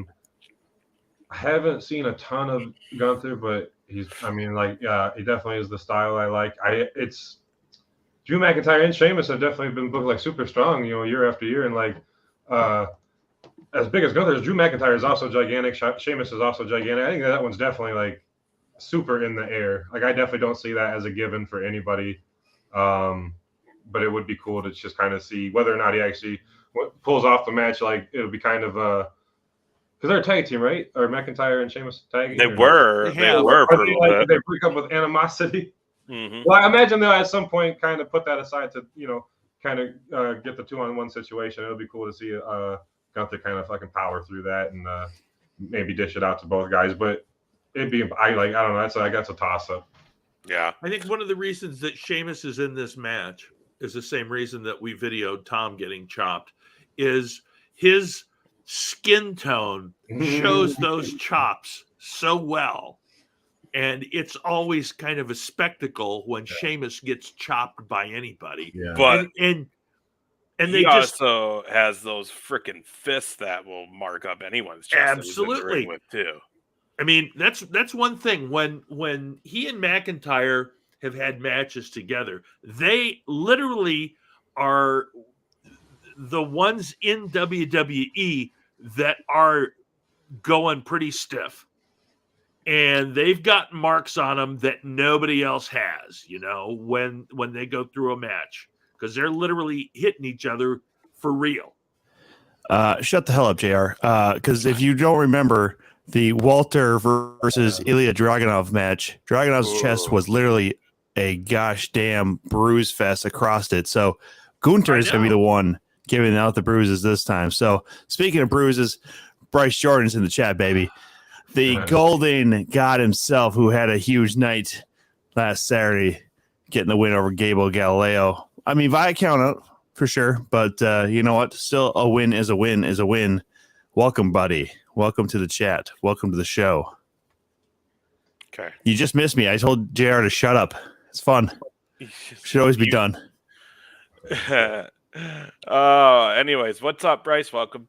Good to see you, buddy. Good to see you over the weekend. Big picture, you've beaten up Bryce a couple times, right? Sure did. A couple of times. I'd pay you to beat him up at any time. I'll give you $50 if you kick him in the nuts the next time you see him. I'll Rochambeau him for whatever title he's got. That's great. Rochambeau. All right. I do Picture doesn't need your money, JR. I do think Gunther retains. It has to be that way. Yeah, I think so too. And then we get into our next match, and again, I think it's kind of a mystery, right? They have not set out which night is each as far as match wise. So, Edge taking on the Demon, Finn Balor, Hell in the Cell. It's gonna be the first time in how long we've seen the Demon come out. I'm excited for that. I mean, that's the best in my mind. That's the best version of Finn Balor. And I don't think we've seen a Demon at WrestleMania yet. I don't think so. I don't think he's ever done it at Mania yet. I thought he did when he won the first ever Universal Championship. I thought that was like on a Raw. Because he beat Rollins for that first one. And I think he was the Demon at that one. Dan, are you still watching? Dan will know. Yeah, possibly. I just Final Mania. That was a different. Okay. Yeah. That was a different. See. Oh, yeah, Demon. Okay. Oh, I guess Demon beat Lashley at Mania. Okay, thanks, Clint. Well, either way, it's gonna be sick. Hell in the Cell. Was he? Okay. Oh, it's okay, Dan. Dan, you do what you got to do, brother. Yeah, thank you for the bits tonight too, Dan. Yeah, I mean, this is gonna be a fun match. Like, Edge is a guy who knows his way around Hell in the Cell. I mean, just both great guys in ring. You know what I mean? So throw them in a Hell in the Cell. It's just gonna be fun. So it'll have great wrestling and great gimmicks. Yes. I'm excited for it a lot. So one thing, and this is kind of a sidebar. So the word is that Edge's contract is almost up. Do any of you think that he will go over to AEW to team with Christian at all? No. I don't think so. No. I think he's had his run. Yeah, there's a small percentage in the back of my head. I'm thinking like, maybe, but yeah, he's gonna go to Impact. I like that. He's gonna come to. They both go to Impact to be there together. He's gonna go to Rugged Pro.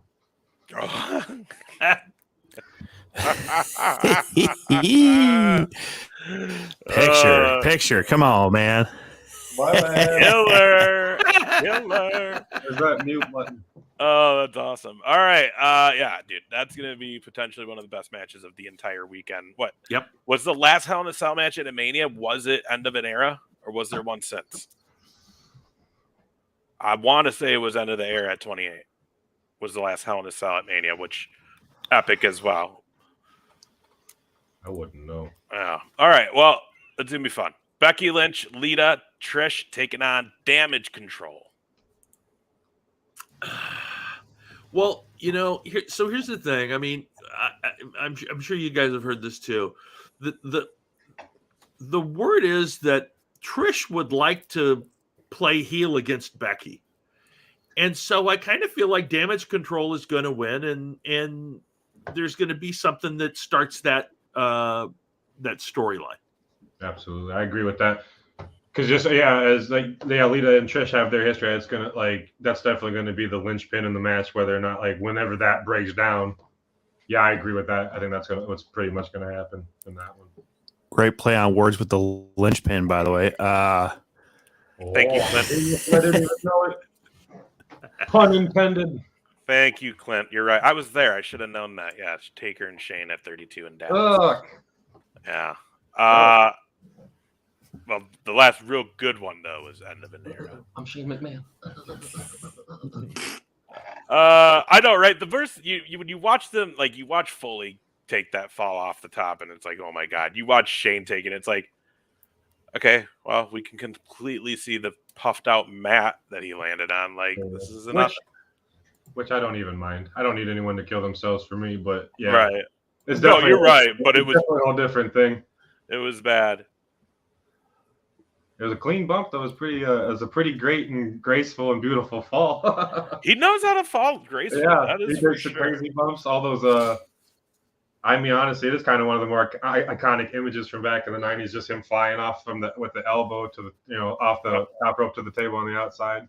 Yeah, pretty crazy. The freaking giant, the mega screen. Well, the only way Shane doesn't know how to fall is if he's thrown into glass by Kurt Angle. Yeah. Oh, that was amazing. Deep cut right there. I mean, yeah. You got to break that glass. You got to break that glass.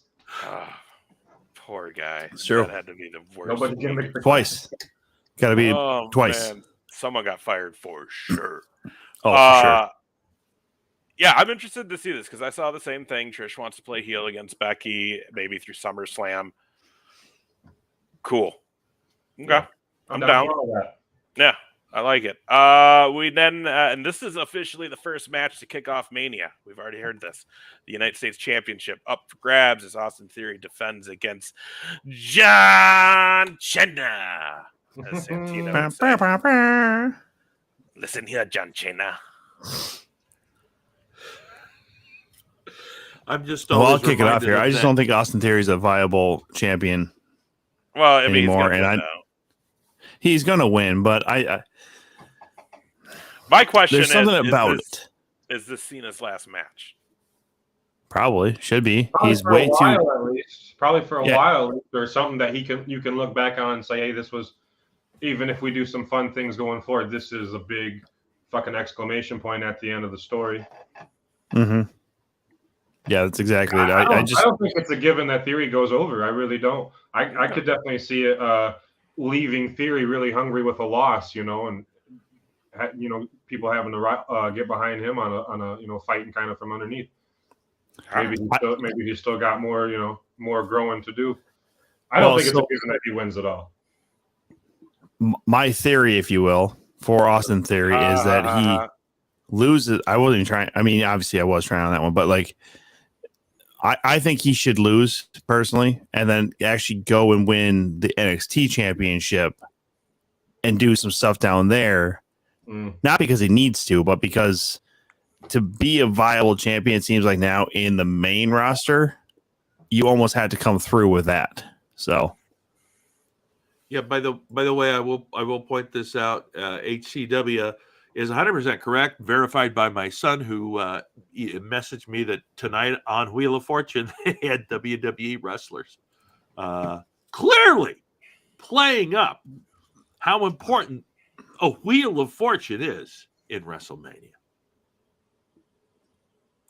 Anyway, having said that, I don't know. I mean, I think if Theory wins, it makes him look that much stronger. I like the character that he is now versus the character that he was when he was Vince's handpicked. Suck on it, Bryce. Just suck on it hard.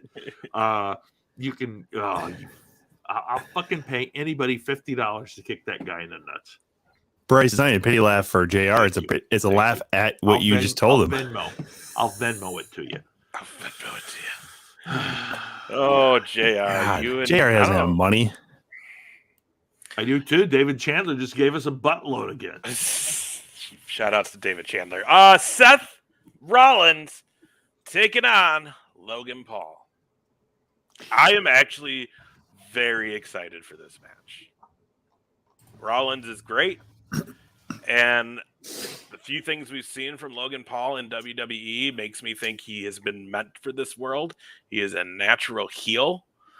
He's not afraid to do anything athletically. I mean, seriously, the belly to belly midair with Ricochet at Rumble, like this guy's gonna do whatever crazy shit Seth wants to do, or even crazier at Mania, and I'm all for it. I agree. I think this is one of those that could be the show stealer, and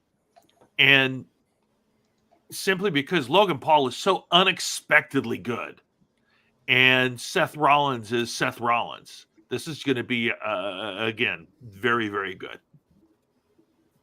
Yeah, I'm excited to see that. Oh, we're gonna have to listen, guys. HCW completed the trifecta. You got JR on the show. Yes, well. I was gonna bring it up here towards the end. I should have probably brought it up earlier, but yeah, I was able to do his podcast with him yesterday. Nice. Had a great time. Didn't kiss anybody's ass on this show. That's fine. You couldn't get down low enough to kiss anybody's ass on the show anyway, so. I know you're fucking slimy belly crawling bastard. So yeah, wow, Logan Paul. Okay. Logan Paul. BP, Tommy, you guys got anything on that one? I think it's going to be a dope match. It's going to have a lot of high flying shit, and I think it's going to be like well executed. Like Logan Paul has been crazy good so far. He's definitely got enough athleticism and whatever time he's been putting into work on the matches. You don't see him in between these big matches. You got to imagine there's a ton of time that goes in between spent on it. So I'm excited to see that one for sure. I think that's going to be a lot of crazy shit. I think Seth Rollins definitely gets the win. Well, I don't know. I mean, that would be like another one of those huge unexpected things. If Logan Paul got the win, everybody would be talking about that. That's something that gets played on like actual news. If like Logan Paul gets the W. So I don't know. Yeah. It'll be interesting because he did go over on Miz, didn't he? Yes. So he is 1-0. See if the streak continues. Oh gosh, here we go. Yeah, it's gonna happen. He's gonna beat Taker's streak. That would be Logan Paul. Brock Lesnar take it on Amos. Yay. This is one of the biggest names of the two nights is involved in one of the most lame matches of the weekend. The thing is that they've tried to make almost seem like he can do something, and we all watch, and he's just not there. And he's one of those guys that those giant guys that he's just not. He's more mobile than like the great Khali, but that's not very mobile. I'm not saying anything. It's just the whole thing is it's like I like Brock. I've always liked Brock, and I just don't like the fact that he's in this match because I don't see how it does either of these guys a whole lot of good. They can't make Omos look better by just saying he's better. You know what I'm saying? And it's almost goes back to that Roman Reigns. Oh, we're going to force you to think that Omos is a giant and he can kill anybody. And it's like, it's not going to work. Yeah. Yeah. Well, and I can't remember who the original pitch was, they said, but Lesnar turned it down. Which is why maybe was it Gunther? Because it should be Gunther and Lesnar. It should be Gunther, but I thought initially they were going to have him against Bray, and he said no way. He didn't want to do Bray at all. But you know what? Good call, because as of this moment, Bray's not on the card. So good, for the better, I think. Might possibly be, but interesting though that like Alexa Bliss is going to be there. And is kind of hinting that you never know what she may end up doing, but she's gonna be at Mania, so she probably will make a return there. Don't know what they'll have her do, but I don't think it'll probably. I mean, maybe they can continue something with they're being really weird about the brace share right now. They're going to have Alexa Bliss do a PSA about skin cancer. Probably. Yeah, you're probably right. That's probably what will happen. One of the most anticipated matches, I think, of both nights, and possibly next to Reigns and Cody, probably the biggest match going this weekend. The WWE Tag Team Championships, the Usos putting up against Sami Zayn and Kevin Owens. This bloodline stuff has just been wonderful. I mean, all of it. Owens being in it, Sammy being in it. It's starting with Jay and then Jay becoming Sammy's buddy, even though he hated him, and then all that. You know what I mean? Like, every one of these guys played a very important part of this bloodline storyline, and it's super exciting to finally get the culmination of all of this weekend, because this has been this has kind of gotten my interest back into WWE, this whole bloodline thing. Oh, definitely. Yeah, it does sound like that's going to end night one. So, I mean, do we see Bloodline lose all their gold in one weekend? Yes. Yes, you do, because I think you need to have this, not necessarily restart, but there needs to be some struggle behind them, not just to retain the titles, but to win them back or fight back, or how do you dismantle them without having them lose? So, because I think they just need to change. They don't need to change the story, but they need to change the narrative of where it is right now. So when I look at the tag team, what I see is the Usos losing, which will create a rift or continue with that rift between Jay and the rest of the bloodline. And then that also will set up somewhere down the line where Sammy and KO can split and have that match, which will be fantastic too. So I mean, I think the only way to do it is for Sammy and KO to win. I think that's what's going to happen. But just to throw it out there, what if Owens turns on Zayn? Super likely. I think that match is probably going to be, like, looking at this card right now, honestly, I think that one, I would almost guarantee that's going to be the best match on the card. Yep. Like, the Usos are freaking amazing. Yep. Owens is amazing. Sami Zayn's amazing. And until Cody came back, Sami Zayn was kind of the fucking most interesting as far as, that storyline. So, I don't know. That might be the one to watch. Yeah. Yeah. And I do. You had Owens do the whole, I don't need you still, Sammy. And yeah, what if he just goes back to, I still don't need you? Mm-hmm. So that's a wild card. That's definitely a wild card matchup on what they're going to do. We move along to the Raw Women's Championship. Bianca Belair putting her title up against Asuka. JR, is Belair ready for Asuka? No, nobody's ready for Asuka. I love Asuka. I hope Asuka wins. I love the new I love the new look and the new attitude. I just hope she green missed her. Yeah, I like it. I mean, I do think it's Belair's time to drop that title. I don't know about. I mean, yeah, heel Asuka, fine. I guess it'll be a fun match. It'll be a good match. I'm like kind of with you, JR. Just like anything that Asuka's doing. So. Yeah, it should be a good match. I think Asuka needs to win just because there's not much for her to do otherwise, to be real honest with you. And her character is actually probably one of the most complete characters in the women's division that doesn't have a title right now. So it just makes sense. And Bianca Belair, honestly, she doesn't really need the title right now. She's very well rounded. So maybe just seeing her chase a title might be worth it for the next year or so. I'm an Alexa Bliss mark, so I'm gonna just say she runs in this match. Maybe that's good. That's a good point. That could happen. Asuka will win only if Vince books a match. I don't know about that one, Dan, but I'm leaning towards Bianca on that one. I mean, I think Bianca's kind of like she's like a standard bearer. Mm-hmm. She's like a John Cena type. I think I lean towards Bianca walking out the champ still.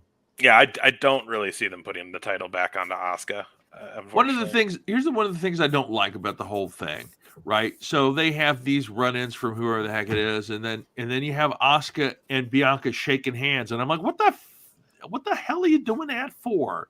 You know, it's like, so now they're pals and they're wrestling. I just don't see why they do that. I mean, it's harder. I mean, I like them both. They're both super talented.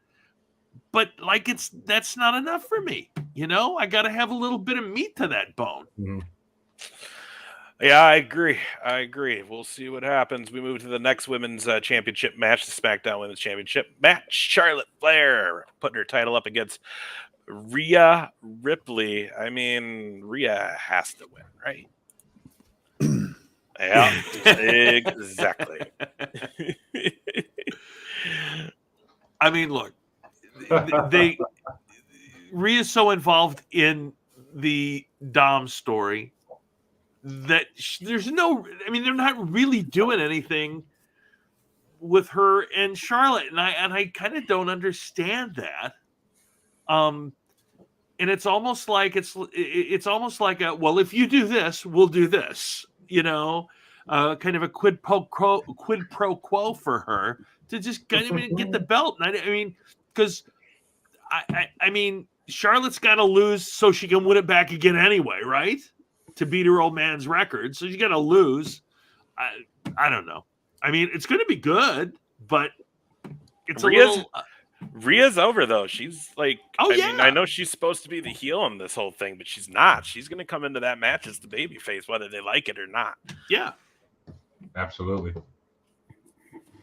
No story to it. Yeah, I mean, you're kind of right. Yeah, Dan. But again, I will watch those two ladies go to town any day. It'll be fun. And yeah, it's going to be fun to watch Rhea walk around with a title.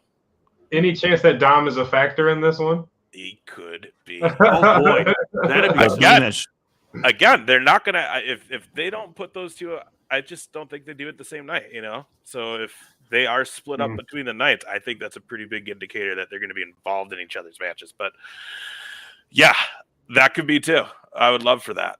I think he has to be based on the fact that Charlotte has invoked his name, if you will, a few times and called him out directly. So yeah, sure, definitely. That I think. Yeah, Clint calling for a Judgment Day clean sweep. Yeah, because I do kind of see Edge probably losing at Hell in a Cell. I think so. Yeah. Mm-hmm. Pulls out all the best stops, but then Finn Balor goes demon. Yep, exactly. You read that Gangrel might be involved? I did read that Gangrel might be involved. I think that's pretty great. I was really excited when they started doing the whole thing, and Edge was kind of in that Gangrel mode or phase or kind of role, and I was really excited to see where they were going with that kind of, if they would have continued that down that line of it. Right. Yeah. I wonder what the plans were if that would have continued. Yeah. Yeah. When Edge did that Brood thing, Gangrel was supposed to show up at Dynamite that week. I think he's fine. He might be at WrestleMania now again. And then, to round it off, and of course, anything could change, guys. We still have a SmackDown to go. SmackDown on Friday. Saturday, Stand and Deliver with NXT. There's going to be some really good matches on there, so make sure you check that one out.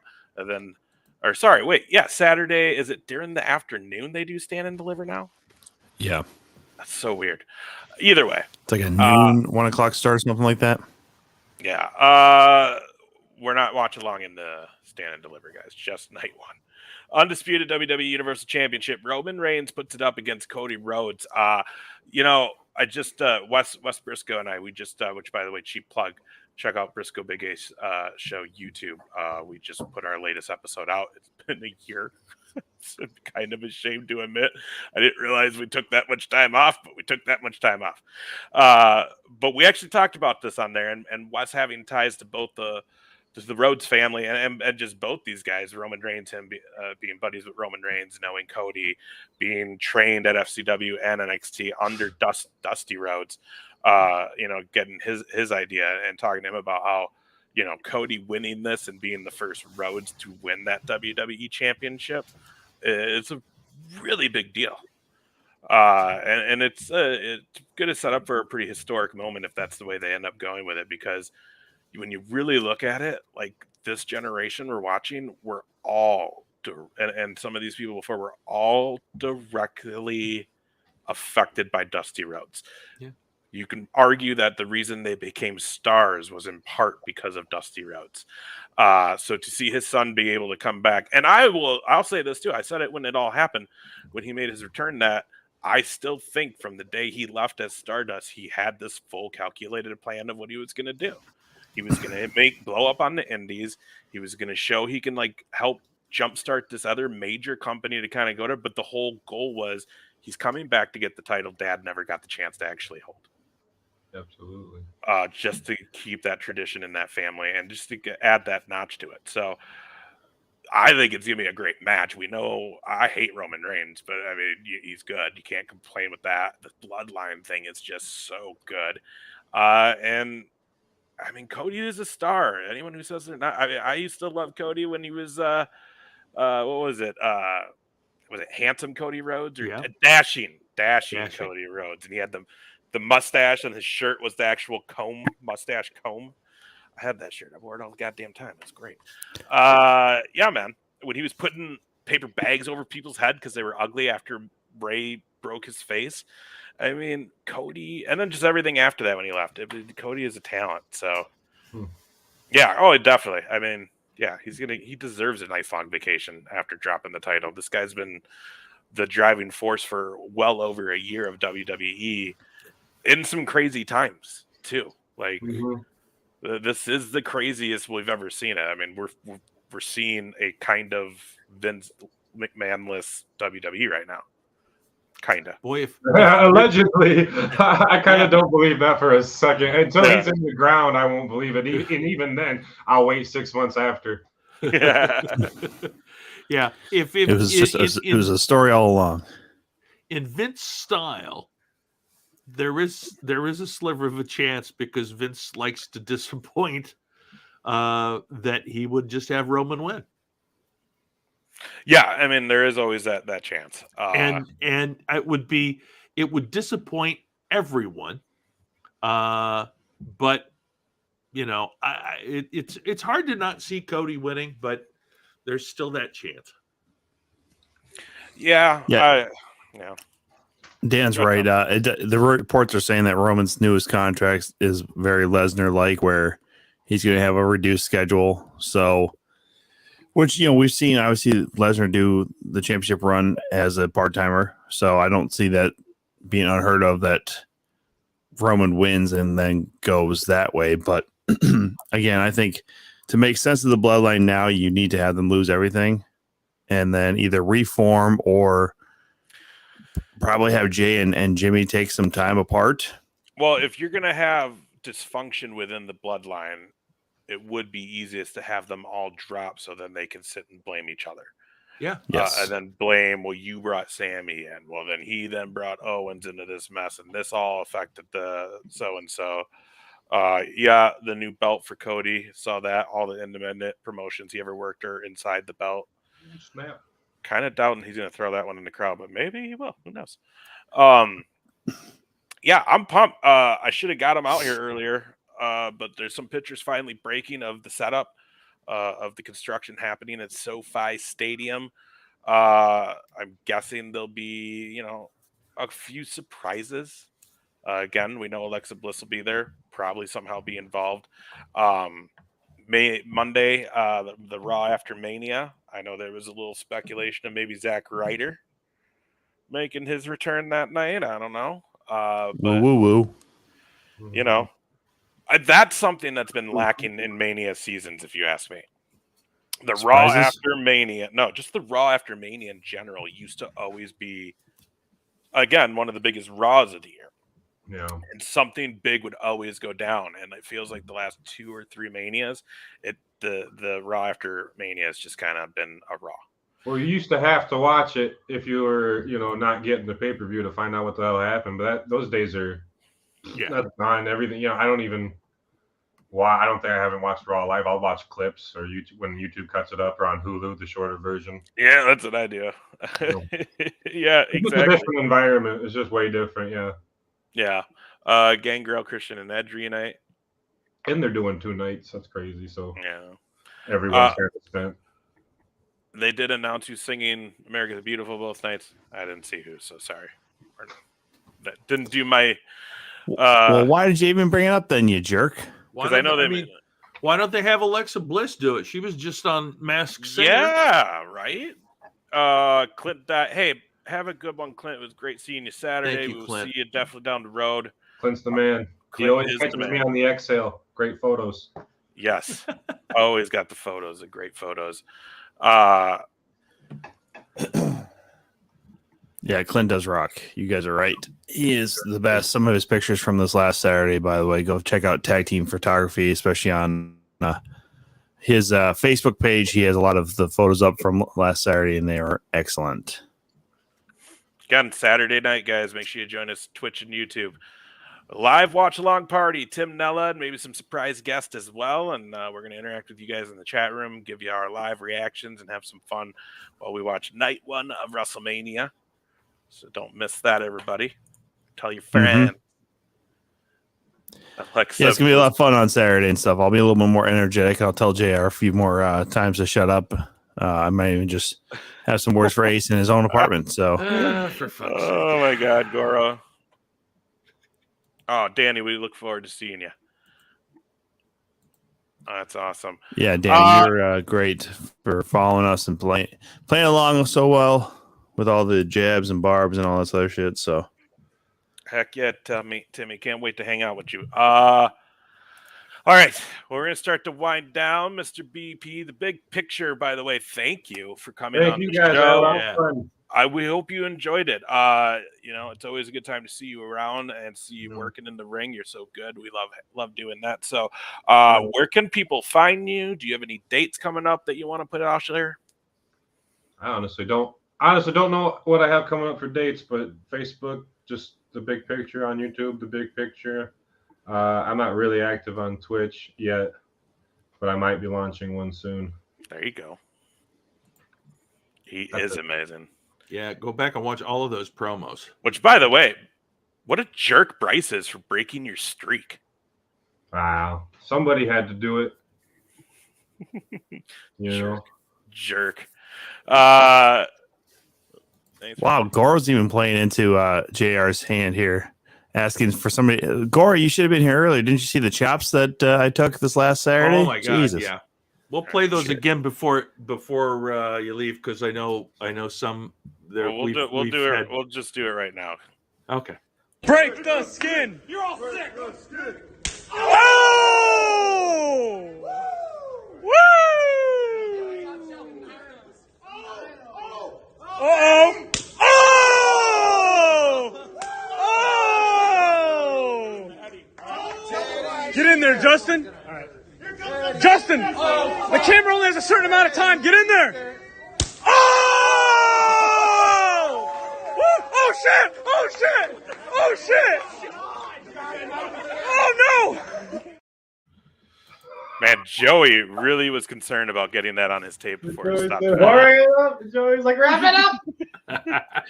There's only so much time left. Hurry! He did his reaction. He had plenty of time for the. Yeah. He's like, this is gonna happen now. Oh, Joey. So, the boys are here tonight. Thanks for hanging out, Brandon and Jordan. Bryce, that's great to have you both here. Yeah. Anyways, JR, what do you got coming up? So, first and foremost, I want to let you know that yes, HCW did complete the trifecta. So I was on with him last night. We did however long we did on A Moment with Joshua Joseph. So pop that link into the chat, HCW, in case anybody would like to see it or hear it. It's audio, so you don't have to look at me. Thank you, Bryce. Fuck off. And this weekend, I will be the announcer at the kindergarten through 8th grade state wrestling tournament down in Rochester. I believe this is the 25th year. I'm not sure. We forget. But I'll be there, and then, of course, I'll be down here on Saturday, and I don't know what I got coming comedy-wise. We have something coming up, right, Tom, in May? I got Supposedly, some shit in April. I got some shit in April, but yeah, I get some shit in April, but it's at a casino in the UP. So yeah, ain't nobody watching this from the UP. They don't even have fucking internet up there. But they do have a dispensary across the street from the casino. BP. Is it a drive-through? It is not, but my God, can you get? Oh my God, can you get a lot of shit for nothing? I'm not familiar with the UP, but I know somebody who's familiar with the UP. Yes. Tommy? Yeah, so April 15th, I'll be at Scooters or something like that in Altura, Minnesota. And then the 21st at the North in Coon Rapids. And the 22nd doing the Silly Beaver comedy at the Big Island. Yeah, Big Island Brewery, something like that. So up in St. Cloud. And Dan, I don't owe you anything. And yeah, what JR is talking, we had Magic Cosmo in the chat earlier. His other station, Fick Barn Bob, he's looking to put a show together with JR and I on it. So, and Tom will be on this on Saturday. Yes, and I will be there on Saturday down for the live watch along with these two jerks, and then also one of my good friends, Tim Nella. Yeah. April 15th, I'll be. Is it Fort Dodge? Yeah. Yes, Fort Dodge, Fort Frenzy. April 15th, Fort Dodge for Absolute Pro Wrestling. May 3rd, no, May 6th, Algona, Iowa. Yeah. Oh, and April 29th, Madhouse Wrestling in Knoxville. First show back of the year for Madhouse. We're very, very excited to get that going. So it's going to be good. Before we leave, we'd like to give a shout out to some of our previous guests, the Hale twins, getting on Dark Elevation, as well as Maggie Lee from the Iowa area, who will be on that Madhouse show on April 29th. So super cool to see some of the people we know getting some opportunities like that. Very, very cool. So kudos to them, everybody. But yeah, lots of cool shows. And then again, guys, once again, Saturday, 7 Central, hop on. It's going to be a lot of fun. We're going to have a real good time. So join us for that. Okay. That's all we got, guys. And we thank you again, Big Picture, for taking the time with us. It's been a long time coming, and we're so happy you came on. Hey, I appreciate you guys. You know, I like, you guys give some exposure and coverage to some of these guys, and I like watching and seeing guys in a kind of a different element than, outside of the ring and seeing what they have to say. So thanks for having me on. I had a blast. Beautiful. Thanks, buddy. Thank you, sir. And to all of you who donated, David Chandler, thank you again. I think you're gone, but if you're still here, thank you so much for making this channel. This is now your channel. I mean, I want to also shout out Big Cat Bill Williams. Saw him last night over at Dusty's in Northeast Minneapolis. So he is now also a top shelf individual. So I don't know why you have to take the time to do that. That's a waste of everyone's time. Listen, JR, just because you wish you were top shelf doesn't mean that you got to take down everybody else who is top shelf, okay? This is where you're wrong. You don't know what my wishes are. Anyways, so yeah. You guys done arguing already? No, right. But it's just, we're getting to that point. Thank you, you guys. We appreciate it. We'll see you on Saturday night, 7 o'clock, for our WrestleMania watch along. Bye-bye.